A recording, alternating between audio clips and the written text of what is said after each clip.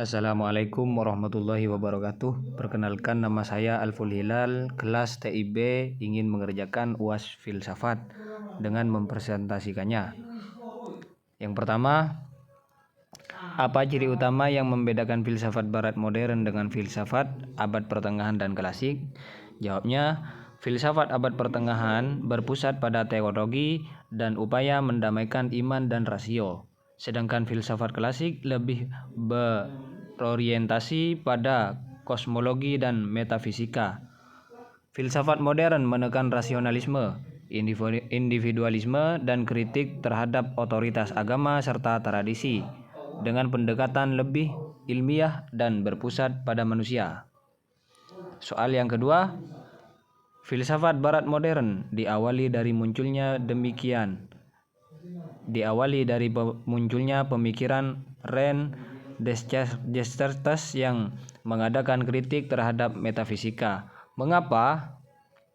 Jawab, René Descartes memulai filsafat modern dengan kritik terhadap metafisika karena ia ingin membangun dasar pengetahuan yang pasti melalui metode keraguan.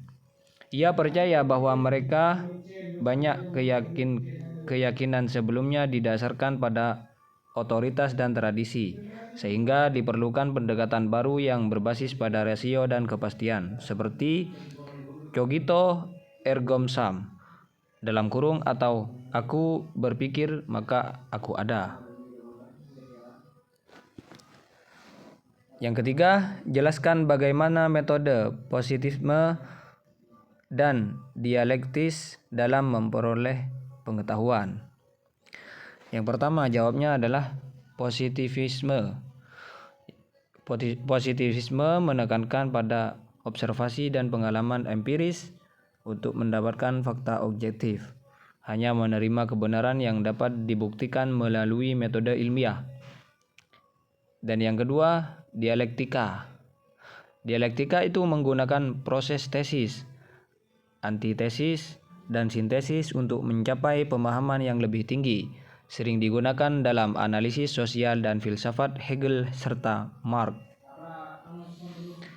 Pertanyaan yang keempat, dalam rangka mengukur suatu kebenaran dikenal 3 teori: korespondensi, koherensi, dan pragmatisme.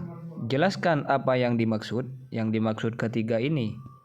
Jawabnya ialah, kalau korespondensi itu adalah suatu pernyataan dianggap benar jika sesuai dengan fakta atau realitas yang ada. Adapun koherensi yaitu suatu pernyataan dianggap benar jika konsisten dengan sistem pengetahuan atau pertanyaan lainnya. Dan yang ketiga, pragmatisme. Pragmatisme adalah suatu pernyataan dianggap benar jika memiliki manfaat praktis dalam kehidupan. Selanjutnya, soal yang kelima. Jelaskan bagaimana penjelasan realisme dan idealisme dalam menjawab hakikat pengetahuan. Jawab, yang pertama itu adalah realisme.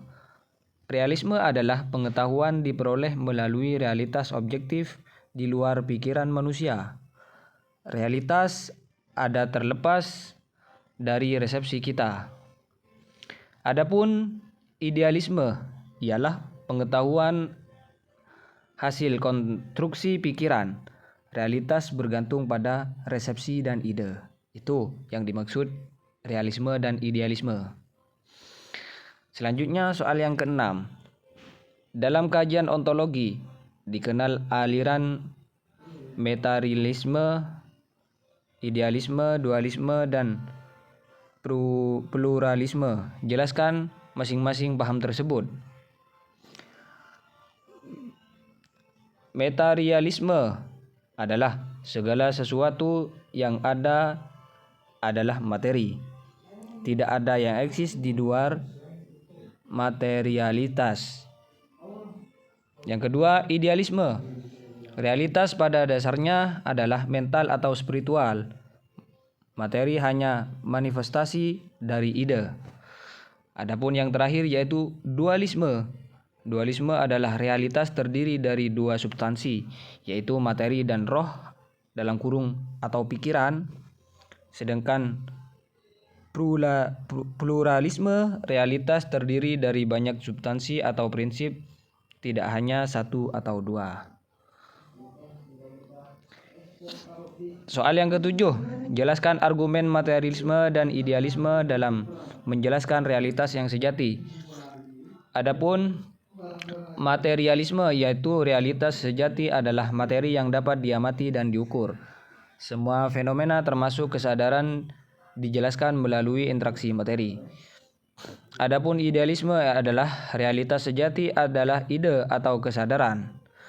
Materi adalah manifestasi dari pikiran atau jiwa.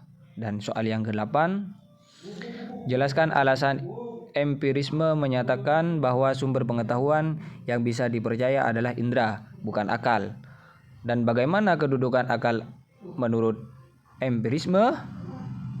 Yaitu empirisme percaya bahwa pengetahuan berasal dari pengalaman indrawi karena hanya melalui observasi langsung kebenaran dapat diverifikasi. Akal hanya berfungsi untuk mengorganisir dan menginterpretasi data yang diperoleh melalui indera. Soal yang ke-9, jelaskan apa saja kelemahan indera dan akal dalam memberi pengetahuan. Jawab indera. Yang pertama indera. Indera itu rentan terhadap ilusi, bias persepsi, dan keterbatasan jangkauan. Contoh, tidak bisa melihat sinar ultraviolet. Kalau akal itu rentan terhadap kesalahan logika, asumsi yang salah, dan kurangnya data empiris. 10. Jelaskan apa yang dimaksud dengan nilai itu subjektif dan nilai itu objektif.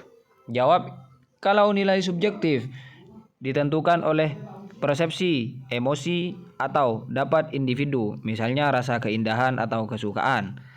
Kalau nilai objektif ditentukan oleh standar yang independen dari pendapat individu seperti hukum alam atau etika universal.